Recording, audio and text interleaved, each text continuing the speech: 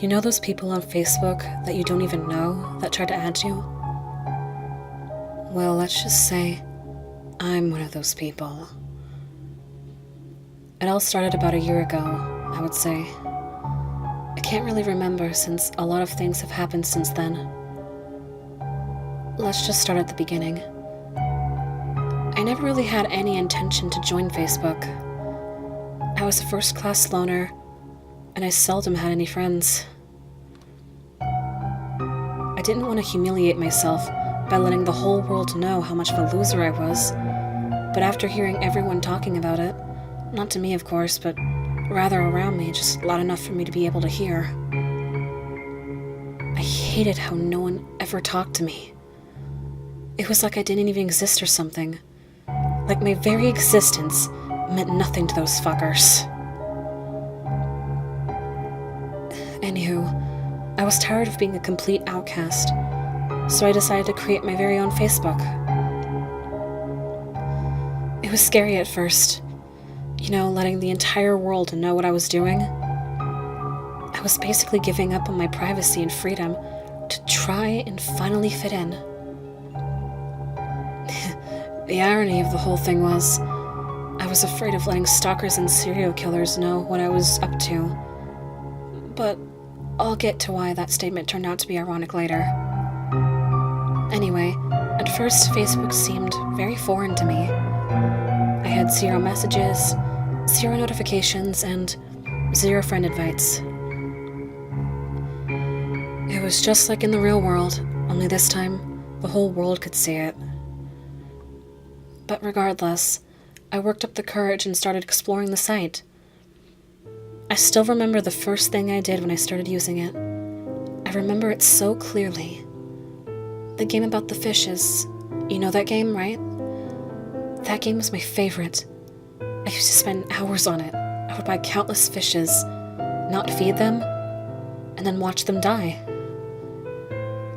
Watching the fish die was so much fun. I would have probably stayed there forever if not for that friend request.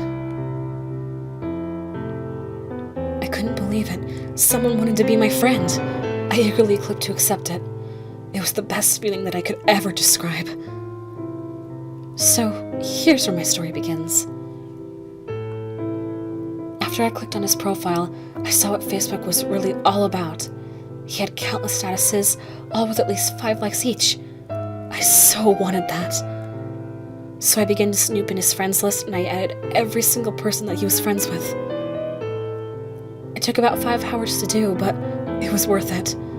Before long, my page had grown from 1 friend to nearly 12. And of those friends who accepted, I knew absolutely nothing about them.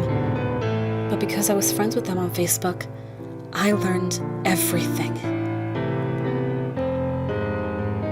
I passed the first 2 weeks adding all the people who my friends knew, and once they became my friends, I added everyone that they knew. Yes, my popularity was growing. People finally began to know who I was. It was all so wonderful. The kids at my school even started talking to me. It was insane. Just absolutely insane. I began to fall in love with Facebook. Addicted, if you will. I hated not being on it.